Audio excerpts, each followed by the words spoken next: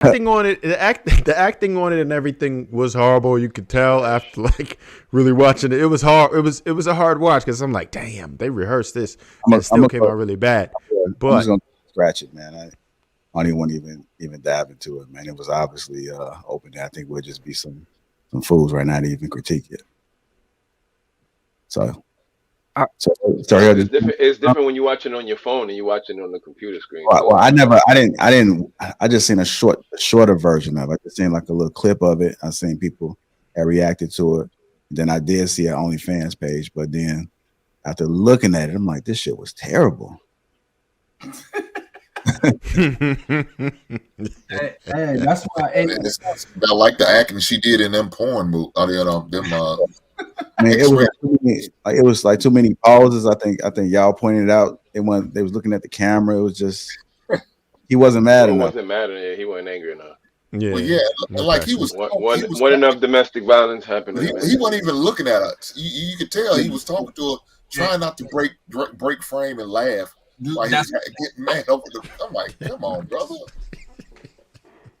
Would y'all classify him as a simp or a pimp? Ooh. More like I think it depends. Did he mastermind the whole thing? Simp. Yeah, you married a porn star. Yeah, you a goddamn simp. You a simp off the rip. You married a porn star, you're a simp. If he didn't marry her, would he be a pimp or a simp?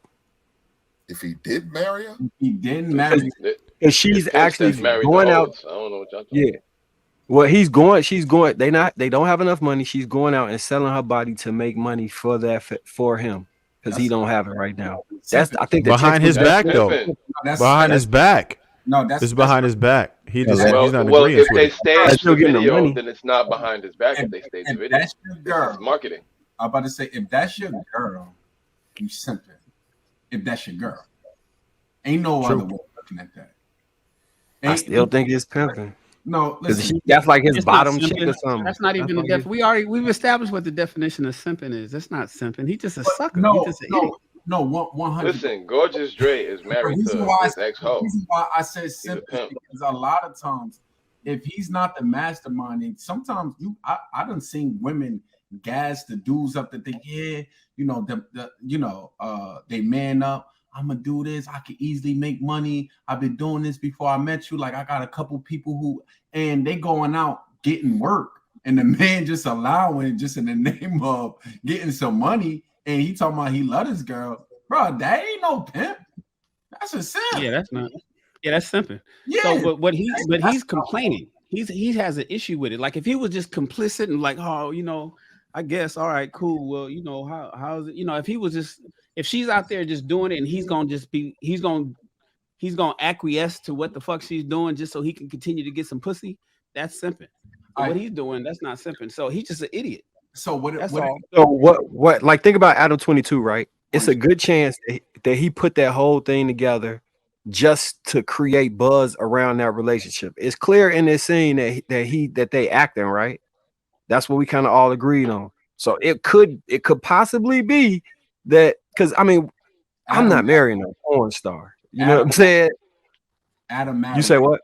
Marcus. Adam married her. Right, both of them, Adam and Joe Smith, married all the time, man. Yeah. Both of the porn stars. Yeah, so that they're welling. Yeah, that's when you lost me. No, yo, listen, Marcus. I'm just keeping all the way around. Like, you lost me at that part. That he married her. 100%. Maybe he don't value the marriage like that. Maybe it's just I don't know. Okay, so let me chime in here really quickly. Sorry, I'm my bad. Yeah, this is like the world star hip hop portion of the conversation, but I do want to chime in on it really quickly. I think what we're talking about speaks to an issue that men have, and that is a lot of us men are arrogant. Like we believe that when we fall in love with a woman, somehow deep within us, we'll take all of the stuff that we see that we know are red flags. Like we see it. It's a clear red, obvious red flag. It's in your face. And we believe that if we love and if we are masculine and if we're tough and we're strong and we lay down the law, there is something in us when we love a woman, we think we're going to change her. So whether or not this is fake in either scenario, I think it speaks to an issue that a lot of men have, that we think that we can take a woman and that she's going to change for us. And I think the reality is men need to understand that when you marry a woman, there is nothing you can do to make her change. It's got to be up to her. And no matter how much you love her, it doesn't matter how much you think she's going to change. And just because those behaviors or red flags you saw early on have been put on pause, it doesn't mean that the character that drives her to be that or do those things have gone away. So, joke or not, no self-respecting man would joke around about his wife doing this unless they make it abundantly clear that this is a skit. And so, like, I hear it's a skit, I hear that it's fake, but no self-respecting man, even if this goes away in the next 2 to 3 years, this is the first time I heard of this ball player. First time. Whenever I hear his name going forward, it's going to be attached to a 50-something-year-old woman has an OnlyFans account. He's blemished his reputation, whether this is a joke or not. You guys grow up, you guys hear the saying, well, you play too much. I think a lot of adults today, you play too much.